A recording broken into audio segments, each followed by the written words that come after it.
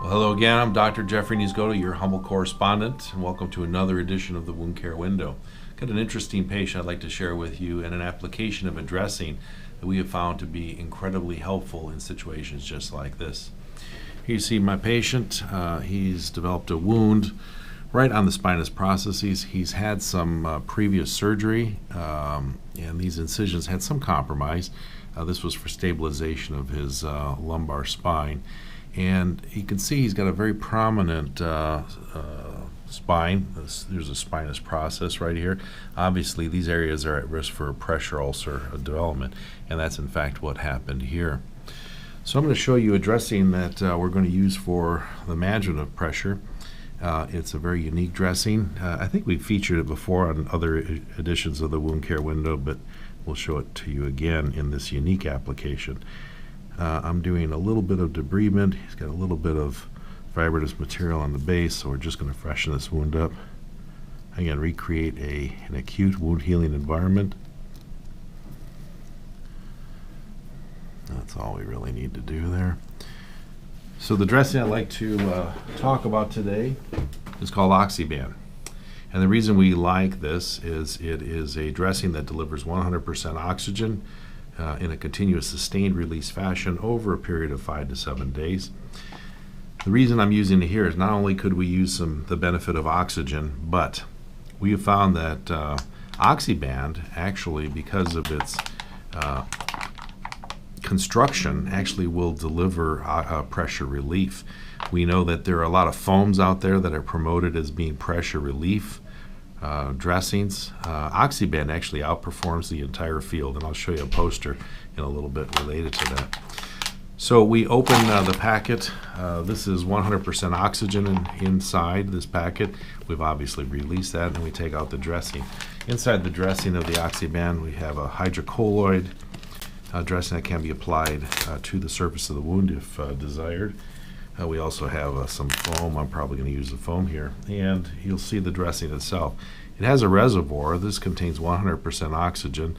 So when we activate the dressing, the oxygen diffuses to the wound through these pores. This is a one-way type of dressing, i.e. this is impermeable to oxygen. This is semi-permeable, and the oxygen will diffuse slowly to the surface of the wound again over 5 to 7 days.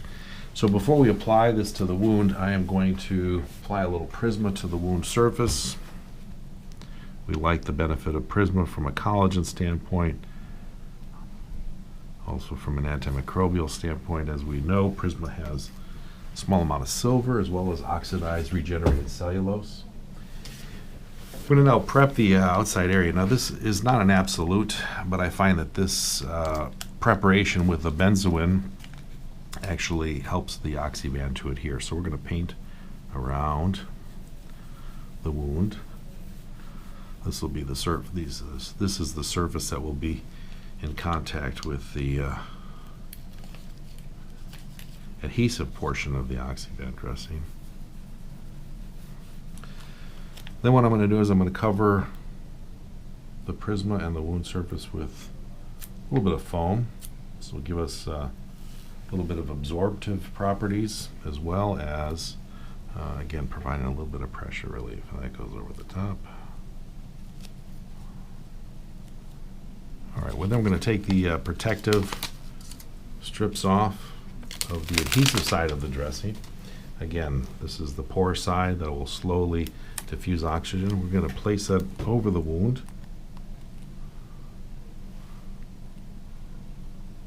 Like this. The OxyBand is sealed, and I like to work the dressing all the way around. I want to try to obtain the best seal possible on these margins. So you can see it's well stuck down. And then we'll remove the handles of the tegaderm.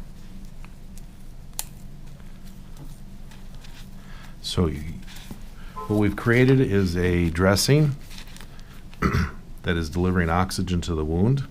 It's well adhered all the way around. Again, oxygen and gas cannot diffuse this way, but they're diffusing towards the wound. And you'll see here is we have a little bit of a bubble. This is going to provide some pressure redistribution. You can think of it, instead of taking and bringing the air mattress to the patient, we're bringing the patient to the air mattress, and this will provide some relief. So, as I mentioned, we did test OxyBand against all known existing foams out there that are supposedly created to deliver some pressure redistribution, and we found that OxyBand performed amazingly well. If you're interested in that poster presentation, email us. You can reach me at jniesgoat@azhcenters.com, and I'd be happy to send you a copy of that poster. Thank you again for joining us on another edition of the Wound Care Window.